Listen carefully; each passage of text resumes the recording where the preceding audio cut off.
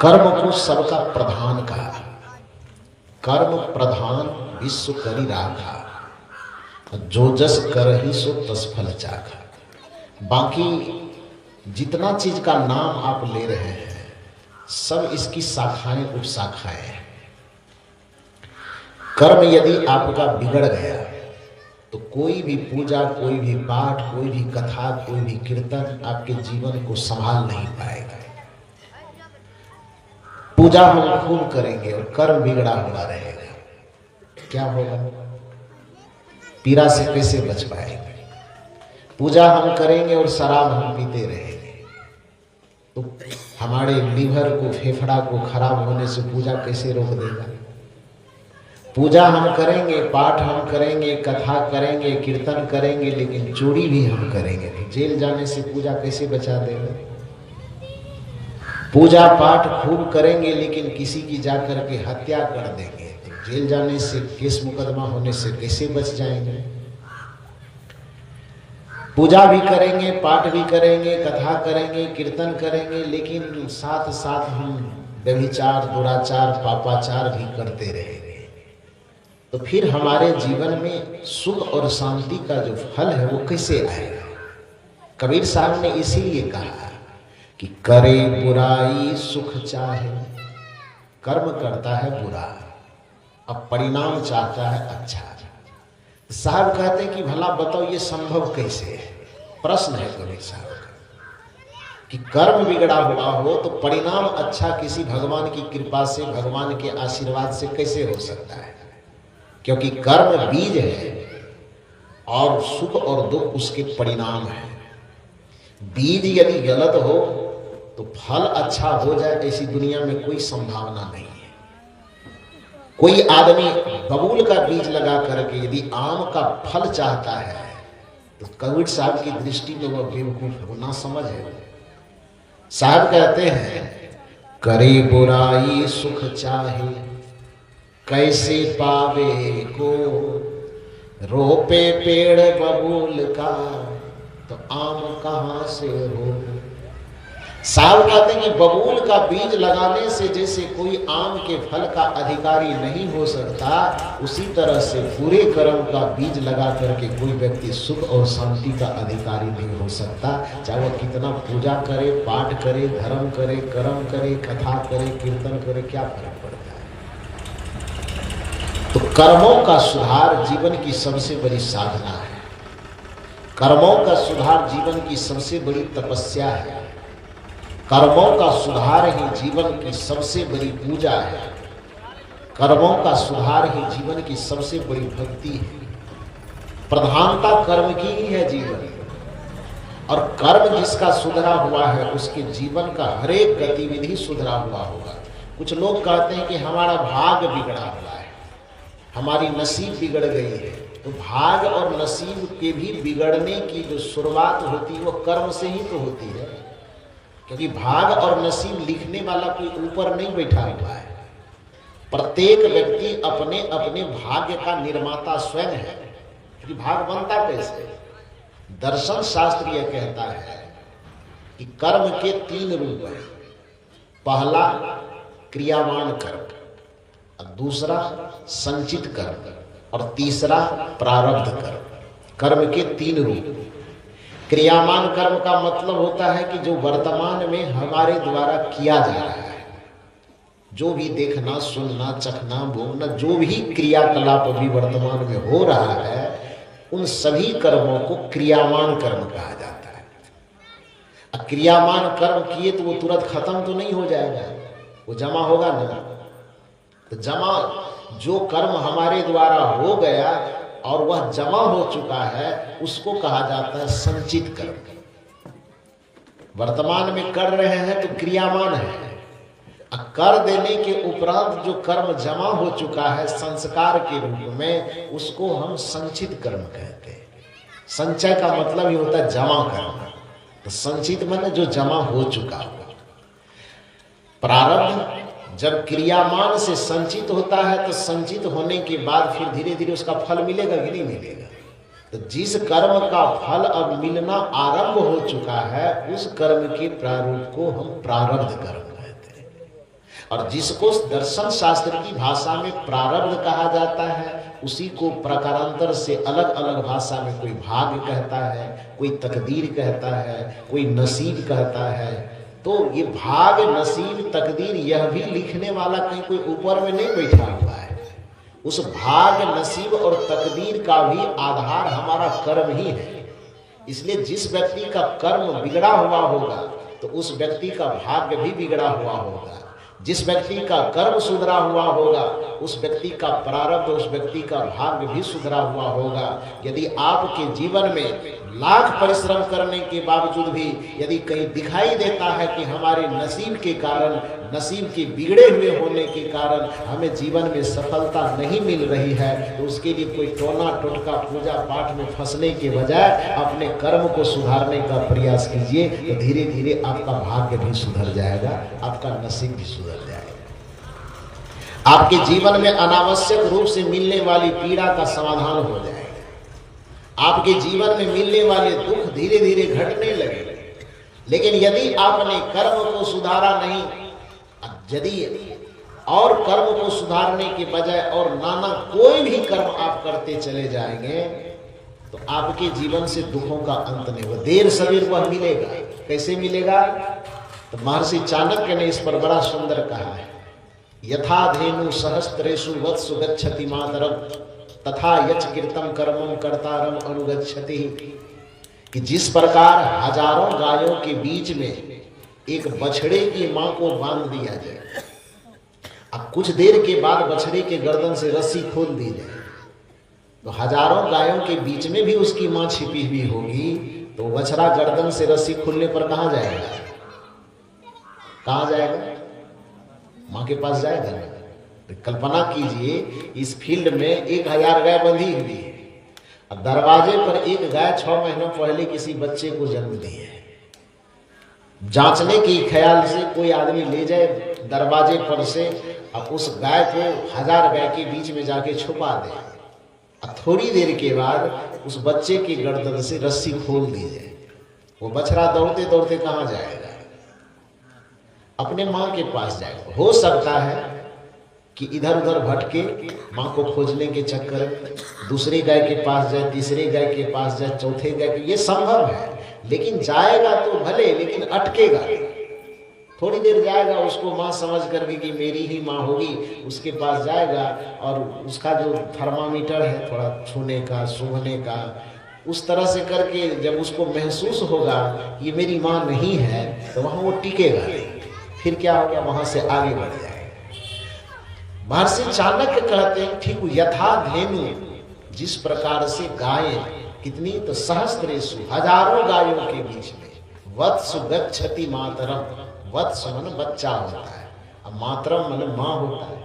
तो जैसे हजारों गायों के बीच में छिपे होने के बावजूद भी गाय का वह बच्चा ढूंढते ढूंढते अपने मां के पास ही जाकर के ठहरेगा, तथा यच कीर्तम कर्मम कर्तारम अनुगच्छति। ठीक उसी प्रकार से कर्ता के द्वारा किए गए कर्म का फल यदि हजारों लोगों के बीच में कर्ता छिपा हुआ होगा, कर्म करने वाला छिपा हुआ होगा, तो उस कर्म का फल ढूंढते ढूंढते उस कर्ता के पास पहुंच जाएगा।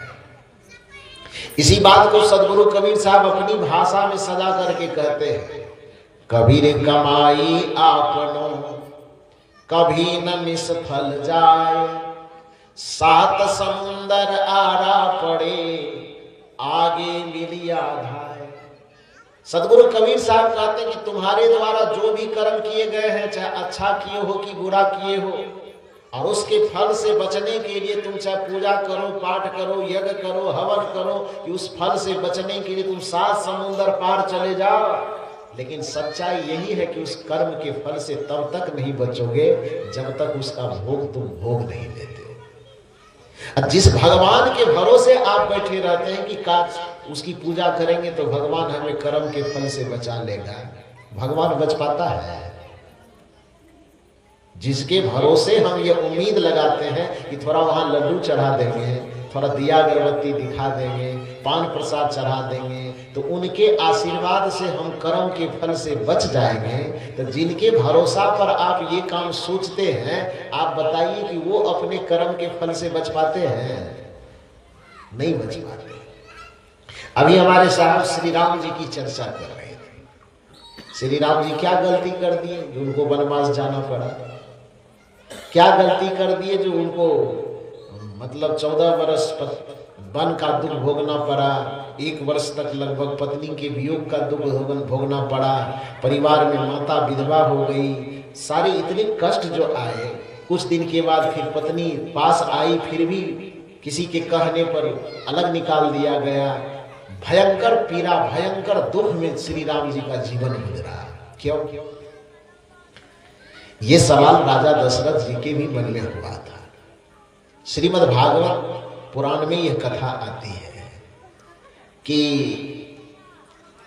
राजा दशरथ जी का जब शरीर छूट गया है तो शरीर छूटने के बाद मुक्ति तो मिली नहीं।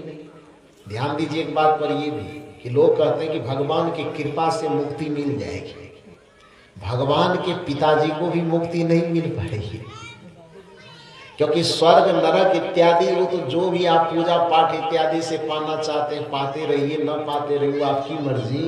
लेकिन जहां तक मुक्ति का सवाल है, जहां तक मोक्ष का सवाल है, जहां तक निर्वाण और कैवल्य का सवाल है, उसमें किसी की कृपा काम नहीं करती है, उसमें केवल आपकी साधना काम करती है और आपकी भक्ति काम करती है। इसी को शंकराचार्य जी ने कहा कि जैसे एक व्यक्ति कितना भी पैसे वाले हो, कितना भी सुखी संपन्न हो, साधन संपन्न हो, लेकिन उसको जब भूख लगेगी तो अपनी भूख मिटाने के लिए उसको स्वयं ही खाना पड़ेगा नहीं। ये नहीं कह सकता है किसी से कि भैया मेरा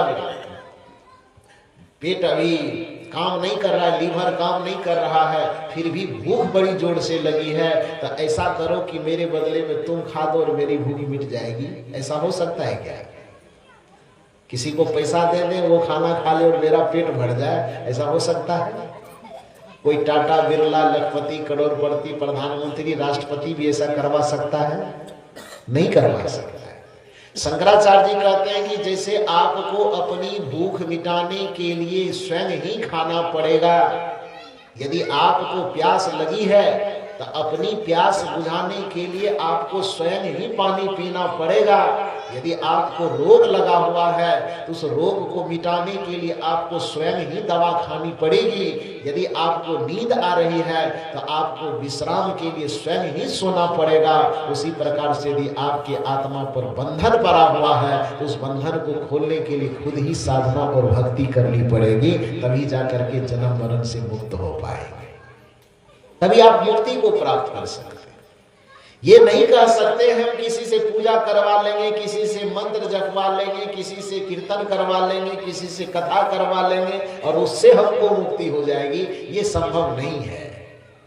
इसलिए श्री राम जी के जो पूज्य पिताजी महाराज दशरथ हैं, उनके शरीर छोड़ने पर वह भी मुक्ति को प्राप्त नहीं कर सके, निर्वाण पद को प्राप्त नहीं कर सके, कल्याण पद को प्राप्त नहीं कर सके। हम कहा जाता है कि स्वर्ग चले गए। तो कथा में आती है कि स्वर्ग में उनका सूक्ष्म शरीर विराजमान है, स्थूल शरीर को तो जला दिया गया, ये सूक्ष्म शरीर में वो विद्यमान है। अब कथा कर रही, हम तो भेंट करने गए नहीं थे जो हम इतना दावा से कहें, लेकिन जो लिखा हुआ है तो वही तो लोग सुनाते हैं, उसी के आधार पे सुना रहा, सुन लीजिए। और ये कथा भी मैंने नहीं लिखा, वो पंडितों की पुस्तक में ही लिखा हुआ है। तो उसमें कथा यह आती है कि महाराज दशरथ सूक्ष्म शरीर से स्वर्ग में विद्यमान है। उसी स्वर्ग लोक का निरीक्षण करने के लिए महर्षि दुर्वासा जाते हैं। दुर्वासा का नाम सुने हैं, ऋषि दुर्वासा। तो महर्षि दुर्वासा निरीक्षण करने जाते हैं स्वर्ग का, नरक का, इधर उधर। तो निरीक्षण करते करते करते करते जब एक दरवाजे में गया तो देखा कि श्री राम जी के पिताजी यहाँ बैठे हुए, सूक्ष्म शरीर, स्थूल शरीर तो जल गया है। तो वहां पर सूक्ष्म शरीर में बैठे देख करके जैसे पहचान गए ये महाराज दशरथ हैं, तो दुर्वासा ऋषि थोड़ी देर जा करके दशरथ जी के पास बैठ जाते और महाराज दशरथ से हाल समाचार पूछते हैं। तो महाराज दशरथ ने कहा कि क्यों चिढ़ा रहे हैं, दुखे पर मैंने जले पर नमक छिड़क रहे हैं, हाल समाचार पूछ रहे हैं, जानते नहीं आप कि मेरा क्या हाल समाचार है। पुत्र के वियोग में तरफते तरफते मैं यहाँ आ गया हूँ। घर में मेरी 3 पत्नी विधवा हो गई है। एक बेटा भरत वो राम जी के वियोग में उधर जाके नंदी ग्राम में कुटिया बना करके रह रहे हैं। राम और लक्ष्मण दोनों जो है वो वनवास में है। वनवास गए तो वन वाला दुख तो भयंकर था ही, वहां पर और एक दुख आ गया कि मेरी बहू रानी का हरण हो गया है।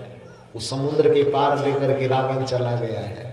तो ये भयंकर पीड़ा पर पीड़ा जो मेरे परिवार के सब लोगों को मिल रही है, अब फिर भी आप पूछ रहे हैं कि क्या हाल समाचार है, तो ये तो जले पे नमक छिड़कना हो गए। तो उसने कहा कि बड़ी पीड़ा है। कहा अच्छा ठीक है। राजा दशरथ जी ने कहा कि और पीड़ा तो मतलब समझ में आ रहा है कि सुख दुख कुछ अच्छा बुरा हम किए होंगे, इसके वजह से हमको ये दंड मिल रहा है, लेकिन एक दुख हमको और पीड़ित कर रहा है। वह दुख यह है कि जब व्यक्ति को अपने ही कर्म का फल मिलता है, तो मेरा बेटा श्री राम बड़ा सुंदर, स्वभाव का सुंदर, विचार का सुंदर, व्यवहार का सुंदर, भाव का सुंदर, बचपन से जब से मैं उनको देखा हूं, राम जी के लिए राजा दशरथ जी करें कि अपनी एक सांस से भी उनको गलती करते हुए मैंने नहीं देखा है। कर्म की तो बात ही छोड़ दीजिए कि अपने सांस से भी उनसे गलती हो जाए, ऐसा मैंने राम जी के बचपन से अब तक ऐसी कोई घटना नहीं देखा। मेरे जीवन में दुख आया, मेरी पत्नी को दुख आया, तो ये बात मुझे समझ में आती है, ये उतना पीड़ा नहीं देती है। लेकिन राम जी के जीवन में इतना दुख आ गया, राजगद्दी मिलने वाली थी, वनवास हो गया।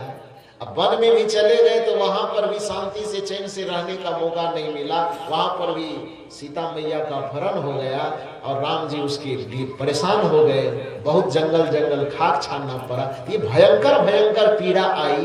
तो राजा दशरथ जी कहते मेरे समझ से परे है कि जब कर्म का ही फल व्यक्ति को मिलता है, तो हमको मिल गया, मेरी पत्नी को मिल गया, ये ठीक है, समझ में आ रहा है। लेकिन राम जी तो कोई गलती किए नहीं, तो उनको क्यों दंड मिल गया? ऋषि दुर्वासा ने कहा कि आपको क्या लगता है कि व्यक्ति के एक जन्म का कर्म ही उसको सताता है? कि कर्मों का संस्कार इस आत्मा के साथ न जाने कितने जन्मों का जुड़ा हुआ होता है, इसलिए तो उसको प्रारब्ध कहा जाता है। मैंने क्या कहा कि वर्तमान में जो किया जाए वो क्रियावान कर्म है। अब वर्तमान में कर रहे हैं, लेकिन उस कर्मों का जो संस्कार जमा हो चुका है उसको संचित करते हैं। अब जमा हो गया लेकिन इस जन्म में खत्म नहीं हो पाया, तो फिर अगले जन्म में भोगना पड़ेगा ना। तो कई जन्मों के कर्म संस्कार जो जमा होते हैं और जिसका धीरे धीरे परिणाम मिलता है, उसी को प्रारब्ध कहा जाता है। तो महर्षि दुर्वासा ने राजा दशरथ जी से कहा कि आपको क्या लगता है कि व्यक्ति का प्रारब्ध एक ही जन्म में उसको फल देता है? यदि एक जन्म में कर्म के फल को न भोग सके, तो कई जन्मों तक उस कर्म का परिणाम आपका पीछा करता है। तो कहा ठीक है, तब तो हम नहीं जान रहे हैं, आप कुछ जानते हैं तो बता दीजिए कि श्री राम जी के जीवन में जो इतनी पीड़ा आई, उसके दुख का कारण क्या है, कुछ बता सकते हैं? दुर्वासा ने कहा कि आप सुनना चाहे तो मैं बता सकता। महाराज दशरथ ने कहा बता दीजिए, क्या गलती किया था राम जी ने जिसके परिणाम में इतने सारे कष्ट उसको भोगने पड़े? मिलने वाली थी राजगद्दी, मिल गया वनवास, वनवास में भी गए तो सुख से रह नहीं पाए, तो उनकी गलती आप बता रहे, हमको तो नहीं झलक रहा है। राजा दशरथ जी कह रहे मुझे नहीं दिखाई दे रहा कि उनमें क्या गलती है, लेकिन आप ऋषि होकर के कह रहे कि उनकी भी कुछ गलती थी। तो क्या गलती थी जिसके वजह से ये दंड भोगना पड़ा, जरा सा बताइए। महर्षि दुर्वासा ने कहा कि जिस समय श्री राम जी विष्णु के रूप में थे पहले, तो एक बार देवासुर संग्राम हुआ, देवताओं का और असुरों का संग्राम हुआ, जिसको हम लोग दानव या राक्षस कहते हैं। तो हम लोगों की दृष्टि में दानव और राक्षस कह देने से एक ऐसा चित्र तैयार हो जाता है जिसमें लगता है जिसके बड़े बड़े दांत हो उसको राक्षस कहते हैं, जिसका बड़ा बड़ा बाल हो, जिसके शरीर मैले कुचेले हो, जो लोग को मचोड़ मचोड़ करके खाता हो, ऐसा फिगर तैयार होता है ना। क्योंकि पंडित जी लोगों ने पुराणों में असुरों का, दानवों का ऐसा ऐसा चित्र बना करके लोगों को दिखाया है कि असुर शब्द आते ही लोगों के दिमाग में धारणा बैठ जाती खराब है। वस्तुतः असुर का मतलब कोई खराब नहीं होता। वेद में तो असुर का मतलब ही बढ़िया होता है, पुराण में असुर का मतलब खराब होता है, असुर का मतलब बढ़िया होता है। लेकिन वेद के अंतर्गत असुर का मतलब अच्छा होता है और सुर का ही मतलब बुरा होता है। यहां तक कि वाल्मीकि रामायण में भी असुर का मतलब ही अच्छा होता है। वाल्मीकि रामायण के अंतर्गत राम जी को सुर नहीं कहा गया है, राम जी को असुर कहा गया है। वेद के अंदर जितने देवताओं का नाम लिया जाता है, सभी देवताओं के नाम के साथ असुर शब्द का ही प्रयोग होता है। क्यों? क्योंकि असु का मतलब होता है प्राण शक्ति, और असुर का मतलब होता है जिसके अंदर प्राण शक्ति भरपूर मात्रा में मौजूद हो, उसको असुर कहा जाता है। वाल्मीकि रामायण की जो परिभाषा है, सुर का मतलब जो सुरा और सुंदरी का सेवन करे उसको सुर कहा जाता है, और उसमें निषेधात्मक उपसर्ग लग गया, जो सुरा और सुंदरी के सेवन से अपने आप को बचा करके रखे उसको असुर कहा जाता है। ये वाल्मीकि रामायण की परिभाषा है। तो वेद में असुर की परिभाषा है जो प्राण शक्ति, चेतना शक्ति से मजबूत हो, उसको असुर कहा जाता है। और वाल्मीकि रामायण में जो सुरा सुंदरी के सेवन से अपने आप को बचा करके रखे उसको असुर कहा जाता है। लेकिन जब पुराण लिखने के लिए कलम उठाया पंडितों ने, तो उस जगह पता नहीं उसके दिमाग में क्या आया होगा, उसको लगा होगा कि अर्थ को थोड़ा बदल देते हैं, और उन्होंने सुर का मतलब देवता कर दिया, अच्छा आदमी, और असुर का मतलब क्या कर दिया, खराब आदमी, जो दूसरे को लूटे, जो दूसरे को मारे, जो दूसरे को नोच पोंछ करके खावे, उसको क्या कर दिया, असुर बना दिया। लेकिन वो उसको असुर बनाया तो असुर का ऐसा रूप नहीं था। असुर की संस्कृति, वस्तुतः ये कोई मैंने दुश्मन नहीं है एक दूसरे के। सुर और असुर, देव और दानव कोई एक दूसरे के हिंदुस्तानी, पाकिस्तानी, चीन वाला की तरह कोई विरोधी नहीं है, वो एक भाई है। कैसे? महर्षि कश्यप का नाम आप लोगों ने सुना है, सुने कभी? नाम तो सुने होंगे। महर्षि कश्यप, महर्षि कश्यप की दो पत्नी थी। एक पत्नी का नाम दीति और दूसरे पत्नी का नाम अदिति। दीति और अदिति दोनों सगी बहन है। सगी बहन मैंने समझते हैं ना, एक ही मां से दोनों की उत्पत्ति।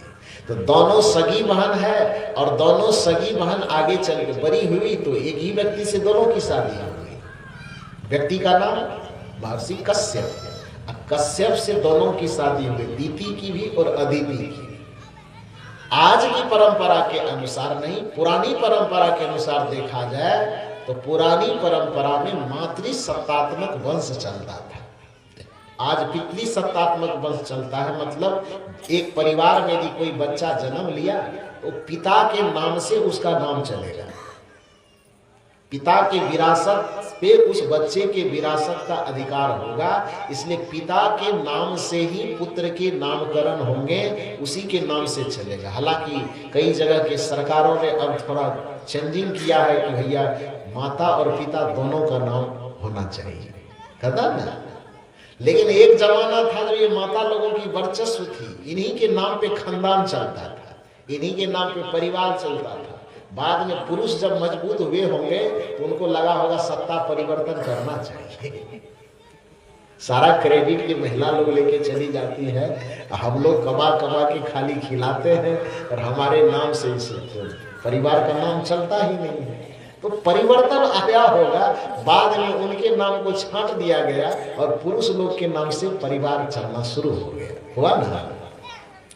अब सरकार आई है तो सरकार के भैया संविधान के अनुसार एक बच्चे के जीवन में माता और पिता दोनों का योगदान है, इसलिए इनका भी नाम चलना चाहिए और उनका भी नाम चलना चाहिए। तो ये तो बड़ी अच्छी बात है, पक्षपात नहीं होना चाहिए, दोनों का नाम चलना चाहिए।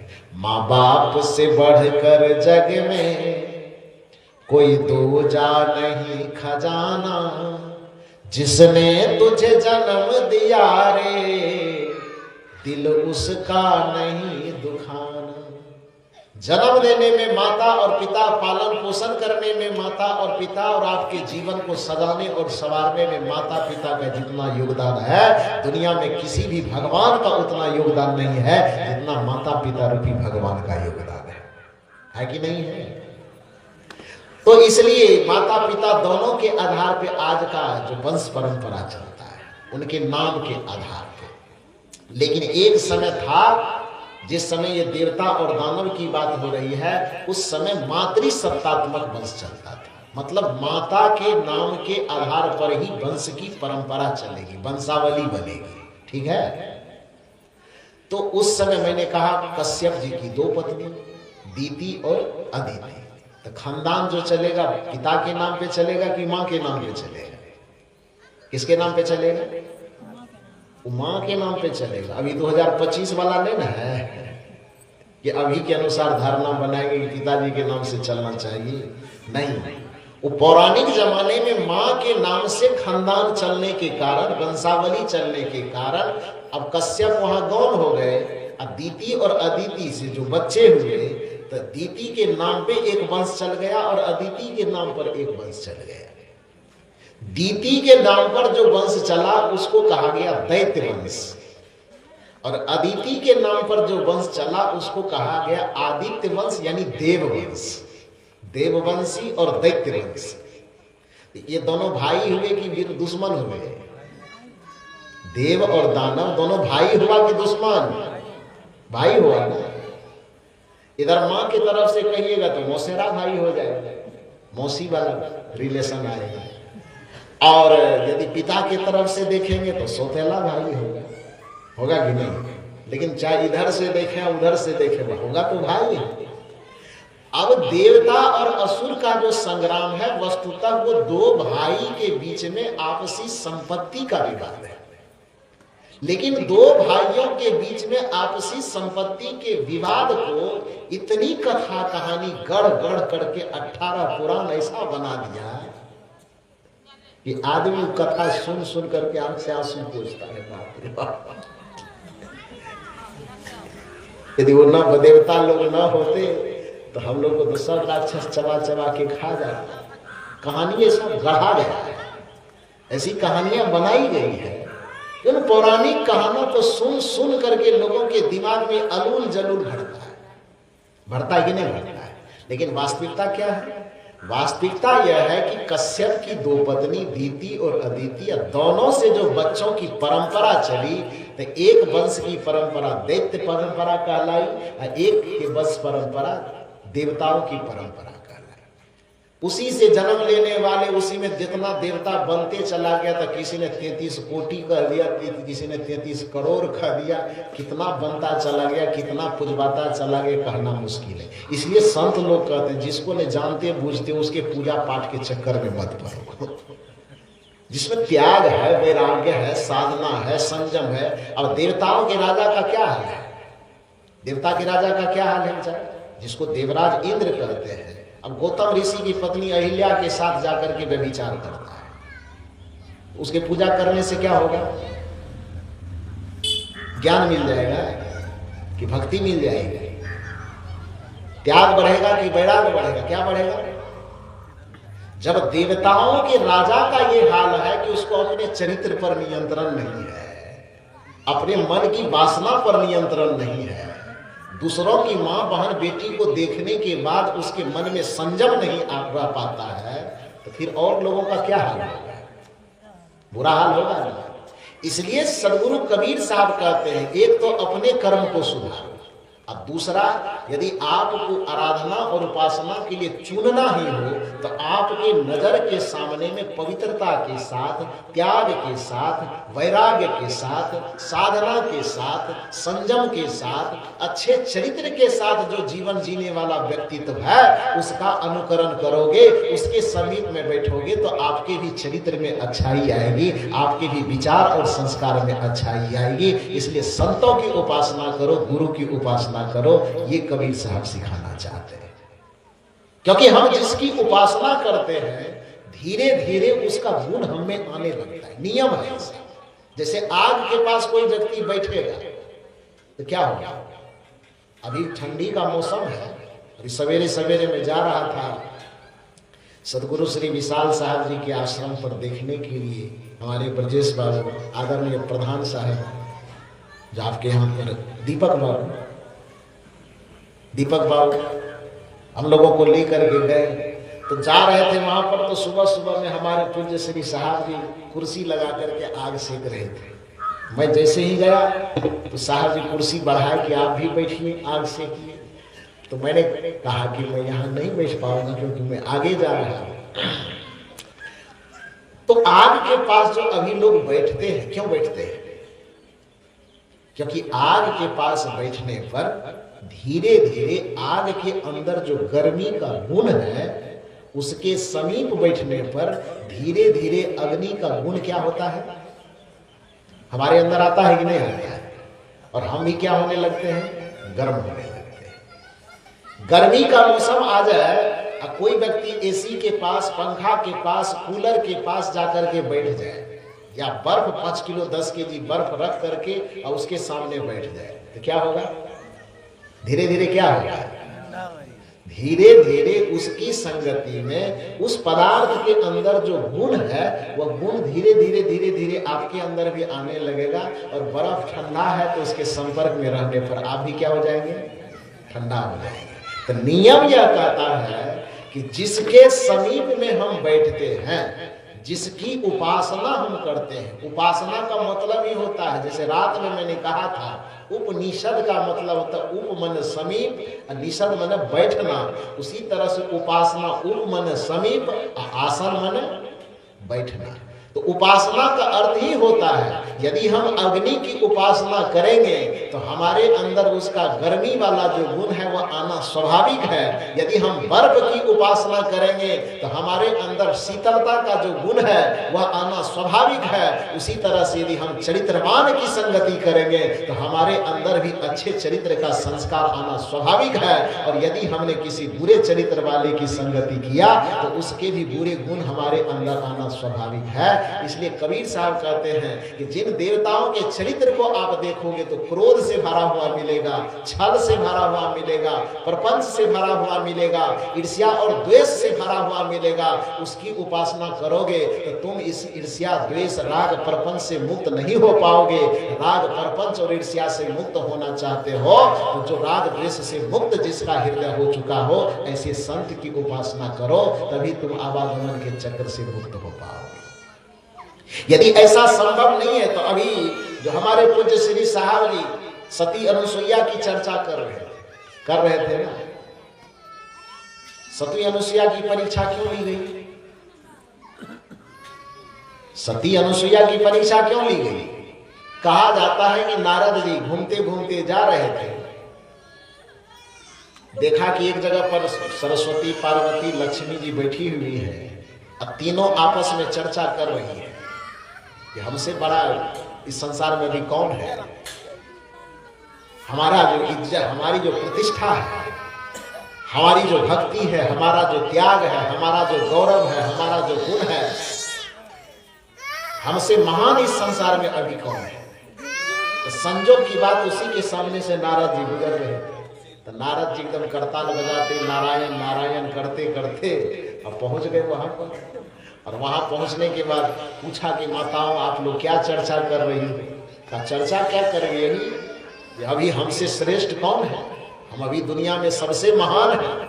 हमारे पति एक ब्रह्मा, एक विष्णु, एक शिव, तीनों के हैं। ज्ञान में, ध्यान में, भक्ति में, साधना में सबसे परिपूर्ण है। हमसे बड़ा भक्त कौन हो सकता है?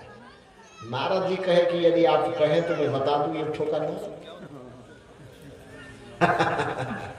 क्या कहा कि आपको बड़ा गुमान है कि हमसे बड़ा भक्त, हमसे बड़ी सेवा करने वाली, हमसे बड़ा ज्ञानी, हमसे बड़ा ध्यानी, पूजा करने वाली, तपस्या करने वाली कोई नहीं है। ये भरम मत रखिए, यदि इजाजत हो तो एक ठोका नाम बता दो। तो तीनों ने कहा कि बताइए, ऐसा है तो कोई नहीं, लेकिन आप कहां से बता रहे, बताइए। तो कहा एक है जिसका नाम है सती अनुसुईया। अब बताइए कि तीनों ब्रह्मा, विष्णु और शिव की पत्नी न है, देवी स्वरूपा, पूजा जगत पूज्य कही जाती है।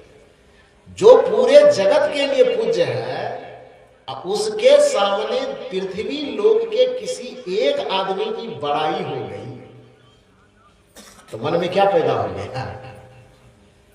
थोड़ा बताइए जोर से। मन में क्या पैदा हो गया?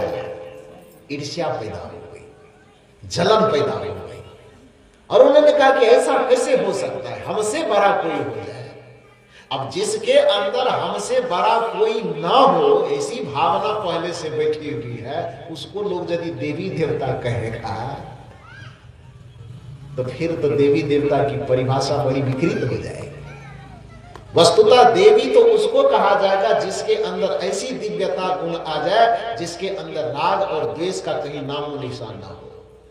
देवी और देवता उसको कहा जाएगा जिसके अंदर यह संकल्प आ जाएगा कि कबीरा खरा बाजार में मांगे सबकी खैर, ना काबू से दोस्ती ना काबू से बैर। कि जिसको ना तो किसी से दोस्ती हो ना किसी से बैर हो उसको देवता कहा जाता है। बड़ी सुंदर चर्चा चल रही थी राजनीतिक जगत के भी गांधी जी की।